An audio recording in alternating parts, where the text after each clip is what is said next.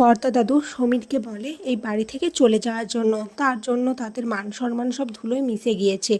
এদিকে কথা সঞ্চিতার কাছে যেয়ে ক্ষমা চায়, বলে মা তুমি কি আমার উপর রেগে আছো? সঞ্চিতা বলে না কথা মা, আমি আর সে বুঝতে পারছি না আমার খুশির দিন না দুঃখের দিন। এরপর অগ্নি বলে একটা সম্পর্কের মূল ভিত্তি হলো বিশ্বাস। যে বিশ্বাসটা যদি না থাকে সম্পর্কের মধ্যে, তাহলে আমি সেটাকে সম্পর্ক বলে মানি না। অপরদিকে যুথিকার সাথে জেলে প্রান্তিক দেখা করতে আসে। প্রান্তিক যুথিকাকে বলে তোমার এই অবস্থা কে করেছে পিসি? যুথিকা বলে কথা করেছে। প্রান্তিক শুনে বলে ওই কথাকে আমি ছাড়বো না, একবার বেঁচে গেছে তো কি হয়েছে, বারবার তো বাঁচতে পারবে না। এদিকে কর্তা দিদা বলে নিজের ছেড়ে দোষটা আমি ঢাকতেও পারছি না, আবার ক্ষমা করতেও পারছি না। অপরদিকে গুহবাড়ির সবাই জগৎবল্লভপুরে রথযাত্রার উদ্দেশ্যে যাচ্ছে। কথা এভির পাশে বসতে না চাইলে ছোটকা বলে তোমার এখানেই বসা উচিত। এরপর কথা এভির পাশে বসে যায়।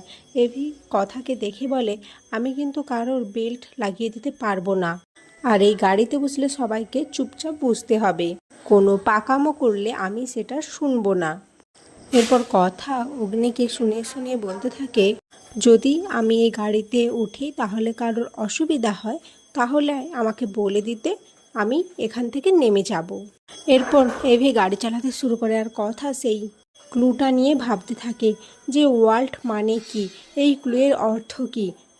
এরপর এভিরা সবাই জগৎবল্লভপুরে পৌঁছে যায়। আচার্য মশাই কথাকে দেখে বলে তুমি তাহলে কথা মা, তোমাকে দেখে আমি সত্যি ধন্য হয়ে গেছি মা, সত্যি জগতের টানে তুমি ফিরে এসেছো।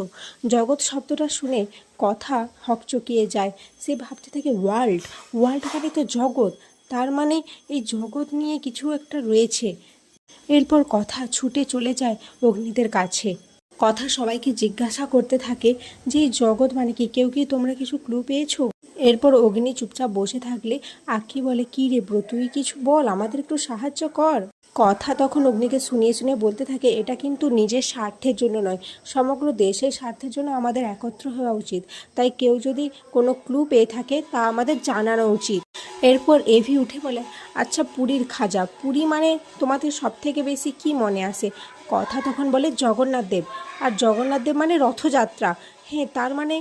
এরপর কথা বলে তার মানে জগৎবল্লভপুরেই ওরা এই মাস্ক টেস্টিংয়ের প্ল্যান করেছে। না আমাকে এক্ষুনি বিনায়ক স্যারকে জানাতে হবে এটা। এরপর কথা ওখানে নেটওয়ার্ক না থাকায় বাইরে বেরিয়ে আসে। এদিকে এভি বলে শুধু চকচক করলেই সোনা হয়ে যায় না, আর কেউ ছদ্মবেশ নিলে গোয়েন্দা হয়ে যায় না। এরপর কথা বাইরে এসে বিনায়কবাবুকে সমস্ত সত্যিটা জানিয়ে দেয়।